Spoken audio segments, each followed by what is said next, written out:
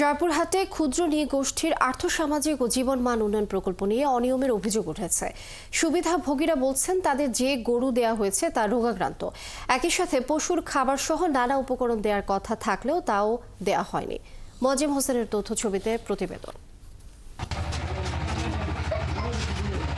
জয়পুরহাট সদর উপজেলার পালি আদিবাসী গ্রামের বৃদ্ধা বিন্দা রানী জীবনমান উন্নয়নে প্রাণী সম্পদ থেকে তাকে দেয়া হয়েছে একটি গরুর বাছুর। তিনি জানান নিয়ম অনুযায়ী সুস্থ সবল ৮০ কেজি ওজনের গরুর বাছুর দেওয়ার কথা, কিন্তু তাকে দেয়া হয়েছে ৪৫ কেজি ওজনের একটি বাছুর, সেটিও আবার রোগাক্রান্ত। সাথে উপকরণ দেওয়ার কথা থাকলেও কিছুই মেলেনি তার ভাগ্যে। সরকার তো ভালো গরু দিবা চাইছিল, আর এখন কেন খারাপ দিল? এখন ঢেলমেলে হয়ে পড়ে যাওয়া চাষে, পানি খাওয়া জল খাওয়া চাষে না, ঘাস খেত খাওয়া চাষে না। জেলার মানুষ জানান সমতল ভূমিতে বসবাসরত অনগ্রসর ক্ষুদ্র নৃগোষ্ঠীর আর্থসামাজিক ও জীবনমান উন্নয়নের জন্য নেওয়া হয়েছিল একটি বৃহৎ প্রকল্প, যার সুফল প্রান্তিক ক্ষুদ্র নৃগোষ্ঠীর লোকেরা তো পায়নি, বরং হয়েছে বিপুল ৯/৬।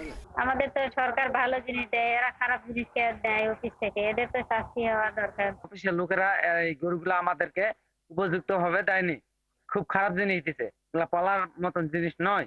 অনিয়মের বিষয়টি স্বীকার করছেন প্রাণী সম্পদ বিভাগের কর্মকর্তারাও।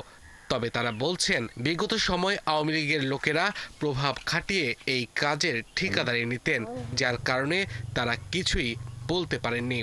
বিগত বছরেও এরকম আমাদের যে ৬০টি বাছুর দিয়েছিলাম, সেখানেও বেশ কিছু বাছুর ছিল যেগুলা আমাদের নির্ধারিত মানের চেয়ে অনেক নিম্নমানের ছিল, কিন্তু রাজনৈতিক বিভিন্ন প্রভাবের কারণে তখন চাইলেও এটা প্রত্যাখ্যান করতে পারিনি। আর জেলা প্রশাসক বলছেন অনিয়মের বিষয়টি তদন্ত করে ব্যবস্থা নেওয়া হবে। কেউ যদি এগুলি এই খাদ্য বিতরণ, চিকিৎসা এগুলির জন্য যদি কোনো অনিয়ম করে এবং যদি তারা কোনো অর্থ লেনদেন করে, আমাদের কাছে যদি আমরা জানি, তাহলে তার বিধিমূলক ব্যবস্থা আমরা নিব। এ পর্যন্ত জেলায় অনগ্রসর ক্ষুদ্র নৃগোষ্ঠীর আর্থসামাজিক ও জীবনমান উন্নয়নের লক্ষ্যে মৎস্য ও প্রাণী সম্পদ মন্ত্রণালয় থেকে ৯,৮৩৯টি গরু বাছুর বিতরণ করার কথা, কিন্তু পেয়েছেন মাত্র ৪৫৫ জন। আব্দুল আল মামুন, ৭১। দর্শক, এই বিষয়ে জানবো, আমাদের সাথে জয়পুরহাট থেকে যোগ দিচ্ছেন সহকর্মী মজিম হোসেন। মজিম, এখন পর্যন্ত বড় অংশের গরু বিতরণ করা হয়নি, এর কারণ কি? আসলে সুবিধাভোগীদের অভিযোগ সমাধানে প্রশাসন কোনো উদ্যোগ নিয়েছেন কিনা, কি বিস্তারিত তথ্য আছে আপনার কাছে? ধন্যবাদ আপনাকে। প্রতিদিনের যেমনটি বলছিলেন, এর বাইরে যে চিত্রটি সেটি হলো যে জয়পুরহাটের সমতল ভূমিতে আদিবাসী ক্ষুদ্র নৃগোষ্ঠী মানুষের আর্থিক মান উন্নয়ন এবং জীবনমান উন্নয়নে সরকার কিন্তু বিভিন্নভাবে বিভিন্ন পদক্ষেপ নিয়ে থাকে, কিন্তু এইসব